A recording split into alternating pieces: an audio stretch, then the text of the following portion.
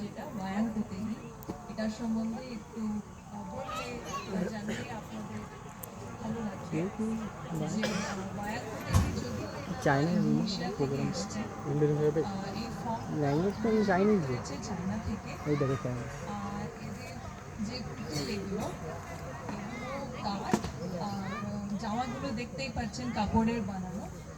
আর এদের যারা গল্প নিয়ে বলে সেইগুলো সব চায়নার প্রাচীন গল্প, ওদের মিথোলজি, ওদের আমাদের যেমন রামায়ণ মহাভারত, ওদের প্রাচীন গল্প নিয়ে ওরা শোনাচ্ছে।